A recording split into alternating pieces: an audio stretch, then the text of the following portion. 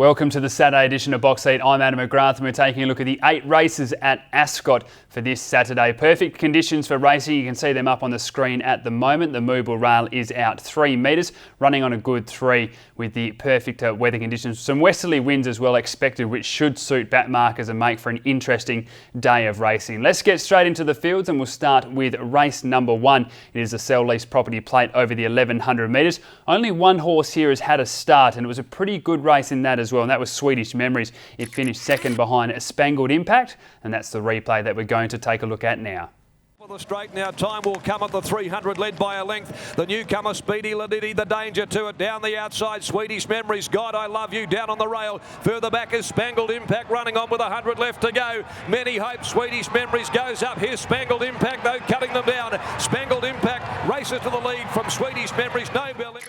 It was an interesting performance there by Swedish Memories. Got away nicely and sat in third throughout the run and then battled on strongly. Did its best work over the final distance, which should suit again over the 1100 metres. Drawn nicely here in barrier 3, jumped from barrier 9 on that occasion. So a few more favours. Peter Nucky takes a ride as well now for Simon Miller, and I think that race experience is certainly going to be very hard to beat. Now outside of that, I was really impressed with the trial of number 6 Bag Trade. Lou Luciani trained William Pyatt to ride. Now Lou's got 2 horses in this race. Jared Noski rode Bag Trade in the trial. He's now riding Infamia, which Jason Whiting rode in the trial as well. William Pyatt takes Bag Trade, and that's a pretty good lead for me. And from what I saw in that trial, I was pretty tempted to have it on top as well, but I have gone with that race experience. It's had the 2 400-metre trials. It was beaten a length by the last one, but was untouched in the time of 24.67 as well for the winner. So I think Bag Trade looked pretty impressive as well. Neville Parnham, he always has his 2-year-olds up and running, and number 2, I'm Incredible, was actually beaten by number 3, Next Generation, but was impressed with the way that I'm Incredible ran through the line. Both have the blinkers going on here. Chris Parnham stays with Next Generation. I Am Incredible has Stephen Parnham as well, but I just thought from that 400 metres, I Am Incredible was the one that was looking for further distance, and I think will be more suited on race debut over the 1100 metres.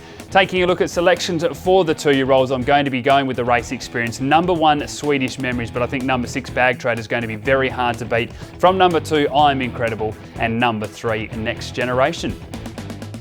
Race number 2 at Ascot, it's the Amelia Park Handicap over the 1200 metres, and we're faced with a very good field here over the 1200 metres. Of course, Vega Magic returned in style with a 4.5 length victory at Ascot midweek. Mystic Maid has been racing very well, and Production's a horse that's been without a little bit of luck in recent starts, but from barrier 3 should get its opportunity as well. We can't go past Vega Magic. Finally brought the trial form to the track, as I said, winning by 4.5 lengths. Let's take a look at that victory now. In the straight at the 350, Vega Magic joined by Puck Shapeshifter. A length and a half to Lucky Legacy with Equity Rules running on. Further back, Petite Charm, Rocket Queen, but Vega Magic gave them the go-by, dropped a gear, bounded away. With 100 to go, Vega Magic opening up, given full throttle, put about 4 on them in the twinkling of an eye, ran away from Rocket Queen, Theorizing.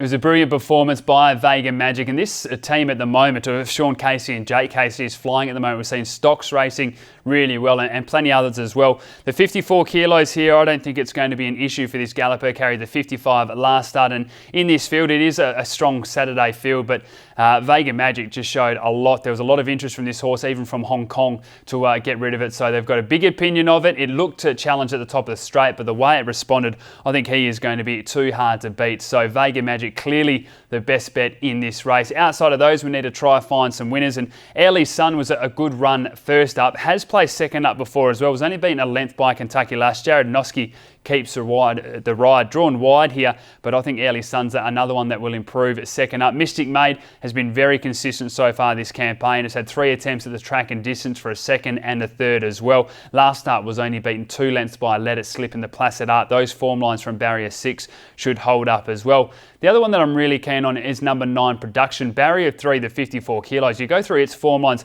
just beaten by Yoshi Noxious, Delicate Miss and Kentucky Lass as well. Jumped from barrier 9 and barrier 10 in her last 2 starts. So from barrier 3 with the 54 kilos, she was blocked last start as well. I think she is the big improver in this race, and if the favourite is to get beaten, this horse can certainly play a part. Let's take a look at the selections, and it is very hard to go past number 3, Vega Magic. I'm throwing in number 4, Mystic Maid for her consistency, number 9, Production, and number 2, Airly's Sun.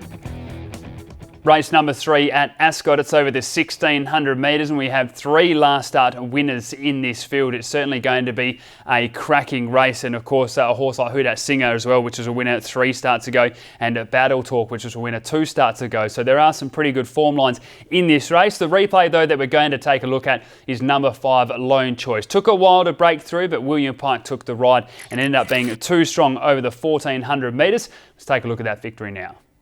Choice was posted pretty wide as now Pike goes to work, and they're being followed by Ocean Digger, who heads the remainder with Love Secret. 200 left to go, and Snatch and Grab had gone up, grabbed the lead from Kensington Abbey, and here comes Lone Choice. Ocean Digger's down towards the inside the 100 Lone Choice, and Snatch and Grab from Ocean Digger, but it's Lone Choice prevailing for Pike, and Lone Choice won the... It was a good performance there by Lone Choice at Bunbury. Took a while to work into the race, and the horse is still very green. That was evident by that victory there, but was able to get the job done. Obviously, the 57 kilos isn't an issue and has been racing against this type of company. I'm just not sure if this horse is going to be able to continue to progress as some of these others are. So I've actually left Lone Choice out of my 4 in this race, which is always risky when William Pike is on board, and of course a winner last start. But I like a few others in there, and one of them is number 6 Victorious Lad. The blinkers come off here for trainer Neville Palmer. This horse has had 6 career starts for 5 placings. Last start was held up behind from Mond, finished 3rd on that occasion, and just travelled so nicely, just needed a way out. I think Victorious Lad could have played a part. Now stepping up to 1600 metres, I see is a huge bonus, drawn in barrier rate. I think Victorious Lad will get its chance here on Saturday, and I've got it as one of the best each way bets of the day.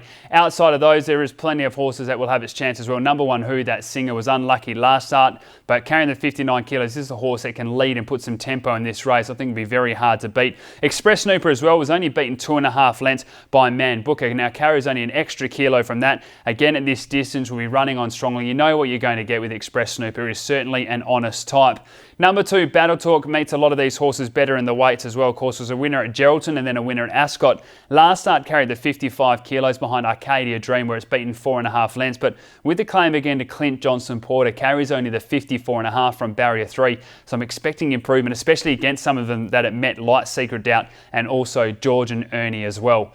Let's take a look at the selections, and as I said, I'm pretty happy this bet is one of the each way bets of the day. Number 6 Victorious Lad, from number 1 Who Dat Singer, number 3 Express Snooper, and number 2 Battle Talk. Race number 4 at Ascot, it's over the 1500 metres, and we have some interesting form lines coming into this race. So some quality Saturday gallopers against some horses that have won at provincial races, even like India Pacific at Bunbury, and then some that are still trying to really find their best form, being consistent, like a Maserati, which we know has plenty of potential but hasn't been able to win at Geraldton or York in recent starts as well, and then comes to this Saturday company. The replay that we're going to take a look at though, we mentioned it just off the top, was India Pacific, a winner at Bunbury last start. She's inconsistent at times, but at her best she's very hard to beat. She's now won 3 races from the 8 starts. We'll take a look at her 3rd victory now. The outside starting to finish full of running. In behind them, Indy Pacific, followed by Let's Go Lakers, Bourbon Dynasty and Fizama Wizza.